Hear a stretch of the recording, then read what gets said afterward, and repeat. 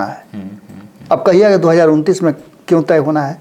तो 2029 में one nation one election आना है। उससे पहले सभी दल जो हैं, सभी पार्टियां, सभी गठबंधन अपने के लिए भारतीय जनता पार्टी कितना प्रयास करेगी?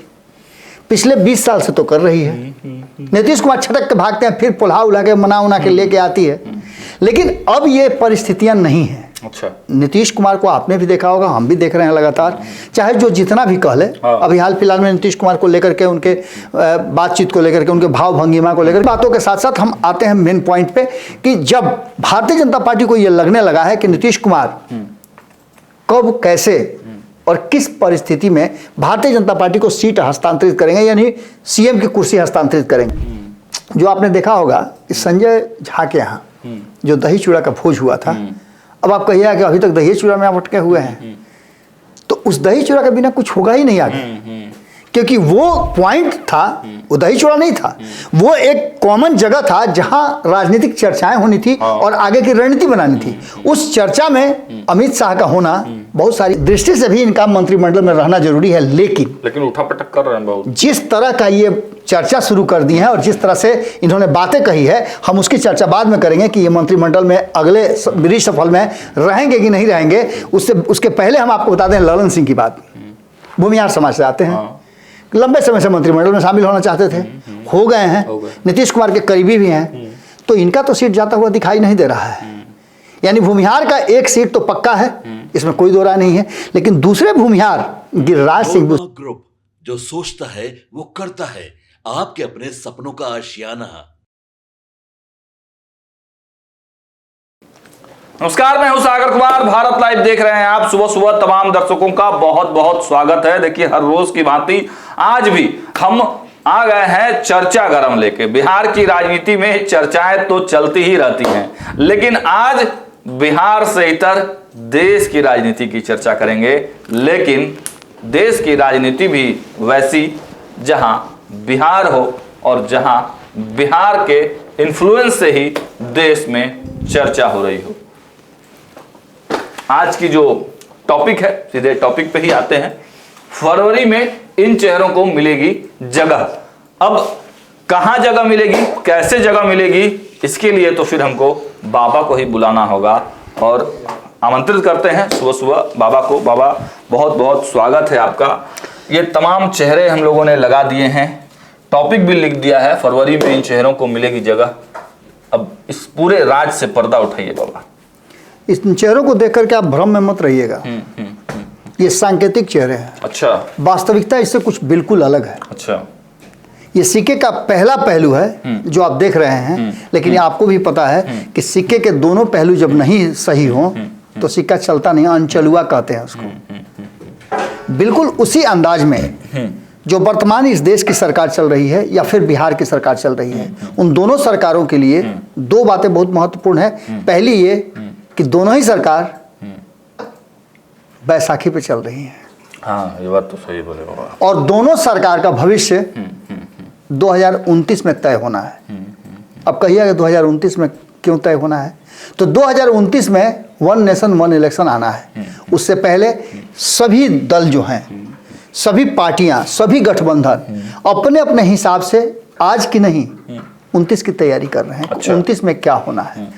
कई नए चेहरे हैं जो 29 के लिए अपनी तैयारी कर रहे हैं। आपने कई लोगों से सुना भी होगा कि मैंने अभी की तैयारी नहीं की है, मैंने 30 की तैयारी की है। कई लोगों ने कई तरह की तैयारियां की हैं और धीरे धीरे करके आप भी देख रहे होंगे, छन छन करके जो राजनीतिक गलियारे से बातें आ रही हैं वो हमें भी मजबूर कर रही हैं कि हम विशेष बातों को बताते रहें।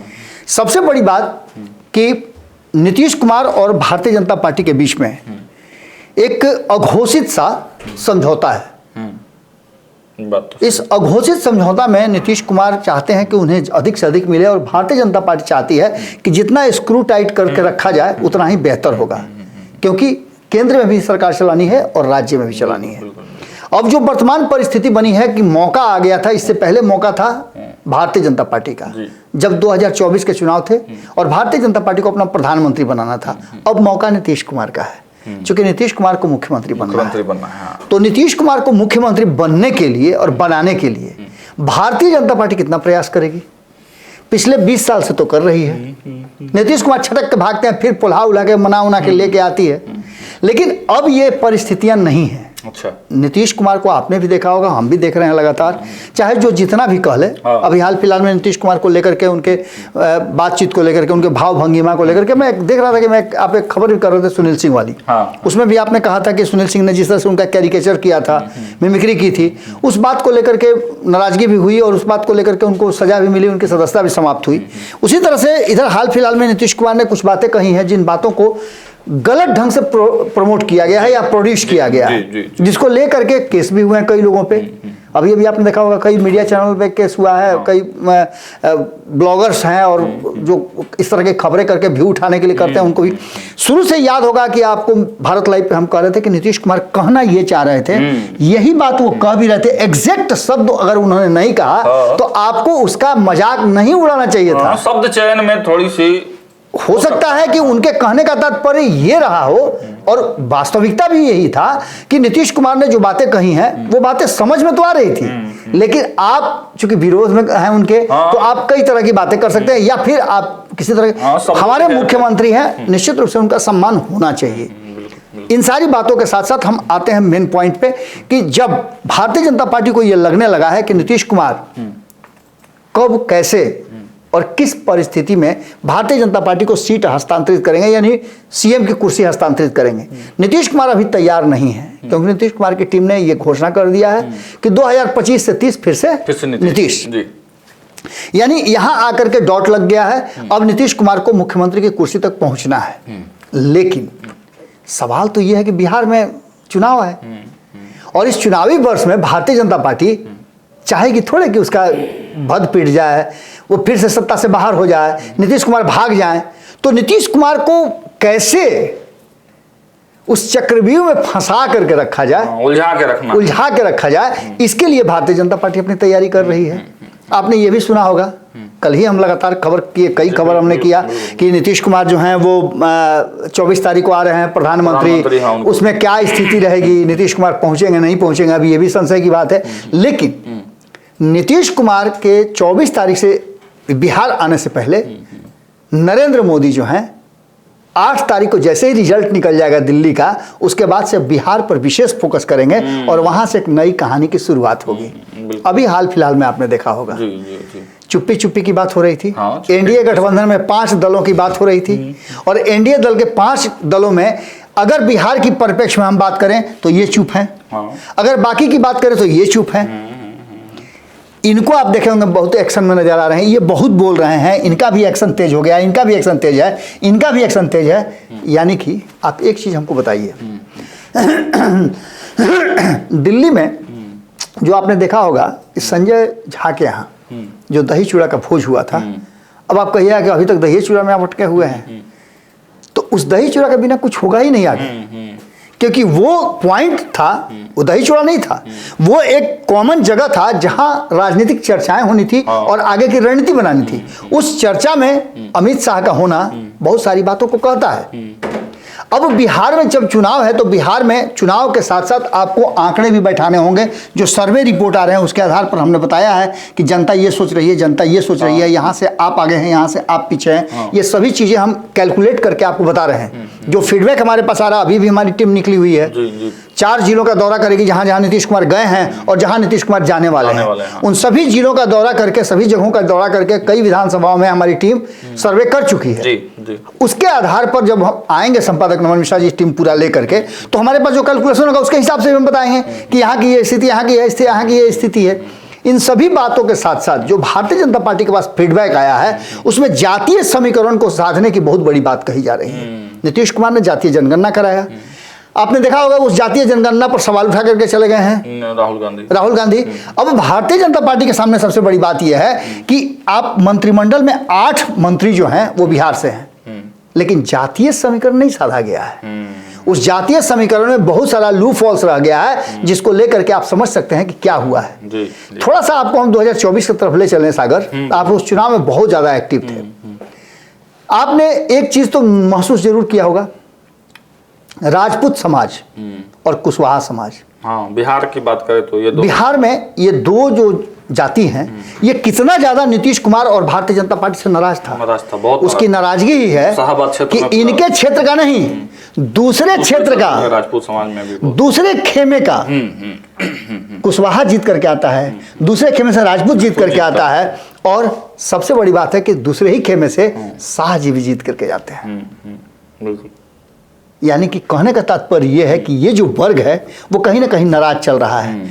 अमित शाह को आकर के कहना पड़ता है कि भैया हम भी तो बनिया के बेटा हैं। ऐसी जरूरत क्यों पड़ती है, क्यों उनको जाति बतानी पड़ती है? क्योंकि जाति यहाँ फैक्टर है, और वो यदि आप नहीं साधते हैं तो आप निश्चित रूप से कहीं ना कहीं बैकफुट पे हैं। अब सबसे बड़ी बात यह है, आपने ठीक है सांकेतिक रूप से एक ब्राह्मण को दे दिया है, प्रशांत किशोर आपके सामने खड़ा हो गए हैं, कितना वोट ट्रांसफर करा पाएंगे? जो आपके ब्राह्मण यहाँ सतीश चंद्र दुबे हैं, राज्यसभा से जाते हैं, पिछली बार हालांकि उनका टिकट कटा था 2019 में, लेकिन उसके बावजूद वो वोट कितना ट्रांसफर कराएंगे, ये खास करके एक क्षेत्र से वो बंधे हुए हैं। लेकिन प्रशांत किशोर तो पूरे बिहार घूम रहे हैं। अब उन पर ठप्पा भी लग गया है कि प्रशांत पांडे है, तो राजद ने लगाया है, राजद ने लगा दिया है। तो निश्चित रूप से आपको उस कॉम्बिनेशन में एक ऐसे ब्राह्मण चेहरा को रखना पड़ेगा। अश्विनी चौबे को आपने हटा दिया, काफी दबंग ब्राह्मण कहे जाते थे। दबंग मैं इसलिए कह रहा हूं कि ब्राह्मणों में उनकी एक अलग पैठ थी, वो वेशभूषा से देखने सुनने से भी लगते थे कि ब्राह्मण है। वो ब्राह्मणों के एक अच्छे पक्षधर थे। लोग ये समझ रहे थे कि ऐसे भी ब्राह्मणों की यहाँ बिहार में पूछ कहाँ है। अब देख रहे हो किसी तरह से एक आध को जीत के चल आते हैं तो सांकेतिक रूप से हो गया, नहीं तो वो भी कहानी खत्म, मिथिलेश तिवारी हारिए गए। अब ऐसी स्थिति में एक तो ब्राह्मण, दूसरा जो आपके मंत्रिमंडल में 8 हैं, पहले उनके बारे में मैं बता दूं कि सबसे पहले हम सबसे वरिष्ठ से लेते हैं जीतन राम मांझी से। जीतन राम मांझी चूंकि अपनी पार्टी का अकेले सांसद हैं, आपके साथ एक कमिटमेंट है, ये दल आपका सपोर्ट बिहार में भी कर रहा है और केंद्र में भी कर रहा है, तो इसको सांकेतिक रूप से हो या जिस रूप से हो आपको एक सीट देना पड़ेगा और आपने मंत्रिमंडल में शामिल किया है। इनकी चर्चा करनी बहुत जरूरी नहीं है। एक सबसे बड़ी बात यह है कि दलित समाज से आते हैं, जिस समाज का 19% वोट है, तो उस दृष्टि से भी इनका मंत्रिमंडल में रहना जरूरी है। लेकिन उठापटक कर रहे हैं बहुत। जिस तरह का ये चर्चा शुरू कर दी है और जिस तरह से इन्होंने बातें कही है, हम उसकी चर्चा बाद में करेंगे कि ये मंत्रिमंडल में अगले रिशफल में रहेंगे कि नहीं रहेंगे। उसके पहले हम आपको बता दें ललन सिंह की बात। भूमिहार समाज से आते हैं, लंबे समय से मंत्रिमंडल में शामिल होना चाहते थे, हो गए हैं, नीतीश कुमार के करीबी भी हैं, तो इनका तो सीट जाता हुआ दिखाई नहीं दे रहा है। यानी भूमिहार का एक सीट तो पक्का है, इसमें कोई दो राय नहीं है। लेकिन दूसरे भूमिहार गिरिराज सिंह भी उसी में शामिल है। तो क्या एक ही मंत्रिमंडल में बिहार से 2-2 भूमिहार का रहना जरूरी है? बिल्कुल नहीं। तो इसका मतलब है कि गिरिराज सिंह का पत्ता साफ हो सकता है। हो सकता है, बिल्कुल हो सकता है, क्योंकि आपको दूसरे जाति को भी उसमें एडजस्ट करना है। तो जातीय समूह को जब साधने आप निकलिएगा तो किसी का पत्ता साफ होगा और किसी को जोड़ा जाएगा। इसके बाद आप आगे बढ़िए तो एक चिराग पासवान है। आप ये पूछिएगा कि भाई 2 भूमिहार थे तो आप हटा दिए, तो 2 दलित है तो कैसे चिराग पासवान रहेंगे? ये बात है। लेकिन चिराग पासवान भी अपनी पार्टी के सुप्रीमो हैं, तो उनके सांकेतिक 5 सांसद जो आपके साथ हैं, तो गिफ्ट तो उनको दीजिएगा ना। और रामविलास पासवान की लेजेसी है। तो ऐसी स्थिति में उनको आप नहीं हटा सकते हैं। अब आइए 36% वाले पर रामनाथ ठाकुर। जदयू को आपने जो दिया था, उस जदयू के सीट में से एक ललन सिंह और एक दूसरे रामनाथ ठाकुर। अब रामनाथ ठाकुर की अगर हम बात करते हैं तो रामनाथ ठाकुर वाली बात में एक बात तो साफ साफ नजर आ जाती है कि रामनाथ ठाकुर से आप नहीं ले सकते हैं। इसलिए नहीं, इसलिए भी नहीं ले सकते। राज्य मंत्री से मतलब नहीं है, मंत्रिमंडल से मतलब है। राज्य मंत्री हैं, उनसे आप नहीं ले सकते हैं, क्योंकि अभी अभी उनके पिताजी को आपने भारत रत्न दिया है और उनके नाम पे पूरा राजनीति चल रही है। और 36% के वो सांकेतिक नेता हैं। बिल्कुल समझे, जिनके पिताजी कई बार मुख्यमंत्री रह चुके हैं, उप मुख्यमंत्री रह चुके हैं। तो उनकी पोती डॉक्टर जागृति जो है वो कल ही आपने ज्वाइन कर ली। जी कल ही आपने लिया था। तो एक और सबसे बड़ी बात है कि इनको आप छू नहीं सकते हैं। बिल्कुल नहीं छू सकते हैं। अब आगे बढ़िए आप तो आते हैं नित्यानंद राय, यादव समाज से आते हैं। नित्यानंद राय मुख्यमंत्री के भी चेहरा है, मुख्यमंत्री के चेहरा है, अमित शाह के करीबी हैं। अब सबसे बड़ी बात है कि अगर मुख्यमंत्री का चेहरा है नित्यानंद राय, तो नित्यानंद राय की केंद्र में अब जरूरत क्या है? उनको बिहार भेजा जा सकता है, जैसे नीतीश कुमार को 2005 में भेज दिया गया था कि जाइए अब बिहार में अपना खेल खेलिए। तो नित्यानंद राय को यदि आप मुख्यमंत्री का चेहरा मानते हैं और बिहार में उनका इन्फ्लुएंस भी काफ़ी है, आप देखे भी होइएगा कि अक्सर वो आकर के और बिहार की राजनीति करते हैं, तो ऐसी स्थिति में उनका भी एक नाम आ रहा है। पिछले दिनों बाइट एयरपोर्ट पर जब उतरे थे जी, पूरा माहौल में थे वो लुटेरा तेजस्वी, नहीं जम करके। देखिए अब सवाल ही उठता है कि तेजस्वी से जब आपको सीधी लड़ाई लड़नी है तो यादव को खड़ा करना पड़ेगा ना। रामकृपाल यादव तो आपके मंत्रिमंडल में है नहीं। अच्छा, रामकृपाल यादव के पास वो नहीं है जो आप लड़ सकें, तो निश्चित रूप से एक ऐसे नेता को आप रखिएगा जो आगे अभी राजनीति में चले। बिल्कुल। तो नित्यानंद राय हो सकता है केंद्रीय मंत्रिमंडल से उनको हटा करके उनके जगह पर किसी दूसरे को एडजस्ट किया जाए। इसके बाद सतीश चंद्र दुबे, अब ब्राह्मण कहाँ से ले आइएगा? तो मजबूरी है कि इनको रहना ही पड़ेगा, राज्य मंत्री हैं वो। अगर विशेष परिस्थिति में उनको हटा दिया जाता है तो उनके जगह पर ये जो करीबी हो गए हैं संजय झा जो ब्राह्मणों के नेता भी हैं और अब ये ब्राह्मण के बीच में नजर भी आते हैं, ब्राह्मण और मिथिलांचल का भी पूरा बिल्कुल अब नजर भी आते हैं। और दूसरा सबसे महत्वपूर्ण बात कि उधर से संजीव मिश्रा जो हैं, गजब का अखाड़े हुए हैं। संजीव मिश्रा तो पूरा एकदम आपका सीमांचल कोसी या मिथिलांचल सन ऑफ मिथिला कहे जाते हैं। तो वो निश्चित रूप से जिस तरह का कर रहे हैं, हम अभी रिपोर्ट हमारे पास आई है, जिस रिपोर्ट के आधार पर अगर देखा जाए तो संजीव मिश्रा के आने के बाद से वीआईपी का कद बढ़ा है। हाँ बिल्कुल बढ़ा है। और सबसे बड़ी बात कि बिहार सरकार के मंत्री नीरज बबलू छटपटाहट में बिल्कुल ब्राह्मणों को बुला के कार्यक्रम कर रहे हैं बाबा। ये अब समझिएगा इस बात को कि कहीं ना कहीं भारतीय जनता पार्टी और जदयू को एक बड़ा चैलेंज मिलने वाला है। तो निश्चित रूप से एक ऐसे ब्राह्मण को आपको अपने मंत्रिमंडल में जगह देना होगा जो उस क्षेत्र का भी हो और उसकी ताकत भी हो। तो ऐसी स्थिति में संजय झा का पावर बढ़ रहा है, भाजपा का करीबी भी हो तो निश्चित रूप से संजय झा का वहां आता है। लेकिन सबसे बड़ी बात है कि एक और जो अति पिछड़ा समाज से आते हैं राजभूषण चौधरी जी, राजभूषण चौधरी में वो स्पार्क दिख नहीं रहा है। बिल्कुल हाँ। क्योंकि मंत्री तो बने हैं, सब कुछ हुआ है, सांकेतिक रूप से आपने दिया भी कि अति पिछड़ा समाज से आते हैं, आप मलाह समाज से आते हैं, नोनिया बिंद मलाह का एक बड़ा वोट बैंक है, उसको लेकर के आप दे रहे हैं सांकेतिक रूप से।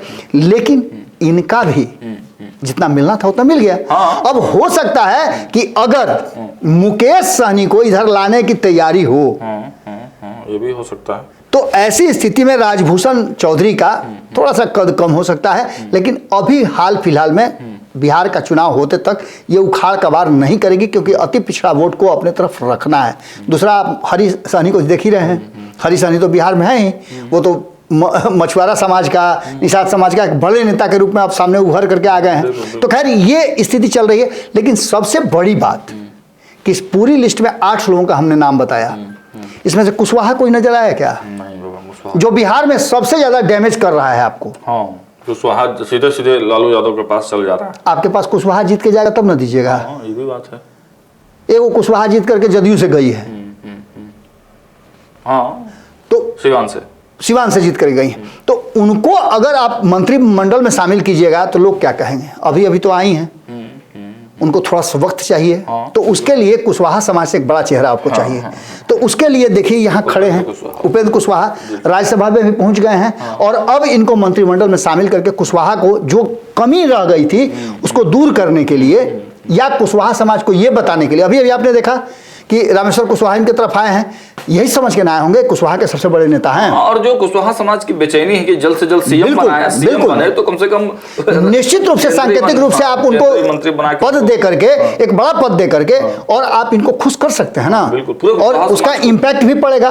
तो एक तो कुशवाहा समाज का जगह बनता हुआ दिखाई दे रहा है। दूसरा, इसमें आप देख रहे होंगे कि राजपूतों का चेहरा सबसे ज्यादा है। 1 2 3 राजपूत यहाँ नजर आ रहे हैं। इन तीनों राजपूत में से 2 तो मंत्रिमंडल में रहने के अनुभवी हैं। किस कारण से इनका कटा है सीट हम नहीं बता सकते हैं, लेकिन अब आप यदि संजय झा को नहीं देते हैं तो इनको देना पड़ेगा, क्योंकि राजपूत समाज की एंट्री बहुत जरूरी है। लड़ाई जो 2024 में हुई थी वो राजपूत वर्सेस कुशवाहा ही हुई थी। जी जी जी। तो ये सबसे बड़ी बात है। और उससे भी बड़ी बात है कि जो अगर बच्चा रोएगा नहीं उसको दूध नहीं दीजिएगा। बिल्कुल। और ये वैश्य समाज थी तो जाके मिली भी है। वैश्य समाज जो है वो भी इंतजार कर रहा है कि हमारा प्रतिनिधित्व कब मिलेगा। सुशील मोदी जब दिल्ली गए थे राज्यसभा चुन करके, उस समय कहा जा रहा था कि वो मंत्री बनेंगे, नहीं मिला मौका। लेकिन अब संजय जायसवाल भाजपा के एकदम पूर्व प्रदेश मजबूती के साथ खड़े हैं। और इसी के इनके मेंबर में भी हैं। बिल्कुल इनको जो है अब मंत्रिमंडल में शामिल करने के लिए दबाव बन रहा है। यानी कि भारतीय जनता पार्टी अगर बिहार में अपना बेहतर प्रदर्शन करना चाहती है तो उसे कुशवाहा को, राजपूत को और वैश्य को, ये तीन को तो निश्चित रूप से मंत्रिमंडल में हिस्सा देना पड़ेगा। और ये 8 तारीख के बाद और नरेंद्र मोदी के 24 तारीख को आने से पहले ये संभावना है कि मंत्रिमंडल का विस्तार केंद्र में होगा। और उस मंत्रिमंडल विस्तार में नीतीश कुमार के भी कॉन्सेंट लेकर के उनके हिसाब से मंत्रिमंडल विस्तार करने की बिहार के जो आंकड़े हैं उसमें कोशिश की जाएगी। 8 को 10 भी किया जा सकता है या 8 में से किसी को हटा करके जोड़ा भी जा सकता है। अब रहा सवाल जीतन राम मांझी का, तो जीतन राम मांझी जिस तरह का माहौल बनाए हुए थे, लग तो यही रहा था कि बहुत बड़ा होगा, लेकिन इन्होंने बातों को बड़ी बढ़िया से कसीदाकारी की, इतना बढ़िया रफू किया कि अब ऐसा नहीं लगता है कि इस कपड़ा को पहन करके या उतारने का किसी को जरूरत महसूस हो। यानी जीतन राम मांझी हैं, रहेंगे भी आगे भी। और जो वर्तमान परिस्थिति है उसमें कई लोगों के चेहरे बदलते हुए और नया स्वरूप देखने को मिल रहा है। यानी कि फरवरी में इन चेहरों को जगह मिल सकती है। इसमें से कुछ चेहरे और भी एक आध दो हैं ऐड होंगे जो तो इसमें नहीं है। जदयू कोटे से क्या लग रहा है आपको, कितने लोगों की एंट्री हो सकती है? देखिए, जदयू कोटे में नीतीश कुमार को खुश करने के लिए अधिक से अधिक आपको प्रतिनिधित्व देना पड़ेगा। नीतीश कुमार कहेंगे यार फलाना को दे दीजिए ना, उसको दिया जाएगा। नीतीश कुमार भी चाहेंगे बैलेंस बना के रखना। अगर ये और ललन सिंह दोनों मिलकर के अगर खेल कर रहे हैं तो दो लोगों को तो और जोड़ना चाहेंगे ना, वो दो लोगों को जोड़ना चाहेंगे ना। तो फिर वही हो जाएगा कि फिर ब्राह्मण और फिर राजपूत, पिछड़ों की पार्टी और राष्ट्रीय। ये तो बट नेचुरल है कि आपको देना ही पड़ेगा प्रतिनिधित्व। एक तो आपने सांकेतिक रूप से दिया है ना भाई रामनाथ ठाकुर को। आपके यहाँ से रामनाथ ठाकुर एक है ना, आप 4 मांग रहे थे, आपको 2 ही मिला है। 2 तो आपका ड्यू है ना। तो इस बदली हुई परिस्थिति में आप 12 जीत करके भाजपा आती है तो 4 को देती है और नीतीश कुमार 12 को 16 को तो ये सवाल उठेगा बाबा ना कि पिछड़ों की पार्टी है, लघु समीकरण वाली पार्टी है और बनाया जा रहा है फॉरवर्ड को, उनके छोटका भाई को दिया जा रहा है ना। हाँ, उनकी भागीदारी से सहमत, मतलब बिल्कुल सहमत रहेंगे। उनके छोटे भाई हैं। अभी आप देख रहे हैं कि जाके वशिष्ठ नारायण से मिले हैं। रामेश्वर महतो इधर आए हैं तो जदयू के लोग कह रहे हैं सुनबे की हैं, क्या कहें, ऑफिस तो के लोग कहा है क्या रे इधर रहे चाहे उधर रहे, एक ही घर वाना है। तो दैट मीन्स कि सीधी तौर पे आप समझ लीजिए कि बिहार में जो चुनाव होने जा रहे हैं उस चुनाव में पूरा जो समीकरण बना करके और कहीं ना कहीं भारतीय जनता पार्टी जातीय हिसाब से आंकड़ों को फिट करेगी कि किस जाति का वोट हमसे छटक रहा है, उसको प्रतिनिधित्व दे करके उसके नेता को, जो नेता वास्तव में वोट को ट्रांसफर करा सकता है, उपेंद्र कुशवाहा ट्रांसफर करा सकते हैं, राधा मोहन सिंह ट्रांसफर करा सकते हैं, संजय झा ट्रांसफर करा सकते हैं, संजय जायसवाल ट्रांसफर करा सकते हैं, लवली आनंद वोट ट्रांसफर करा सकती हैं और ये भी वोट ट्रांसफर कराने के लिए जाने जाते हैं। बहुत कठिन परिस्थिति में इन्होंने चुनाव जीत करके दिखाया है। पिछली बार पूरा राजद के साथ साथ महागठबंधन खड़ा था, उसके बाद भी वो इनका चुनाव जीत जाना सामान्य बात नहीं है। पिता को किडनी देने वाली बच्ची जो खड़ी थी उसके सामने एक तो सिंपैथी वोट था, लेकिन उसके बावजूद जीत करके आना ये कम बात नहीं है। जातीय संघर्ष बिल्कुल। तो निश्चित रूप से ये पूरा की पूरी कहानी जो है मंत्रिमंडल विस्तार की, ये पटकथा लिखी जा चुकी है। बस नीतीश कुमार के कॉन्सेंट की जरूरत है। फोन आएगा, कैसे हैं नीतीश बाबू, तो जी बस ठीक हैं, तो आप कहिए ना कई को आपके यहाँ से मंत्री बना दिया जाए, तो छोड़िए ना, तो ना अब आप जो कहिएगा वही होगा। आप पहले भी आप समझिए ना, नीतीश कुमार को अगर 17 में से 12 जीत के जाते हैं तो 4 मंत्री आप बनाते हैं और नीतीश कुमार 16 में से 12 जीत के जाते हैं तो 2 को मंत्रालय देते हैं आप। तो कहीं ना कहीं आपने तो बैलेंस नहीं ना बनाया। अब बैलेंस बनाना जरूरी हो गया क्योंकि नीतीश कुमार को मुख्यमंत्री भी बनना है, बिहार में भारतीय जनता पार्टी को सत्ता में भी आना है और नीतीश कुमार से सत्ता हस्तांतरित भी कराना है।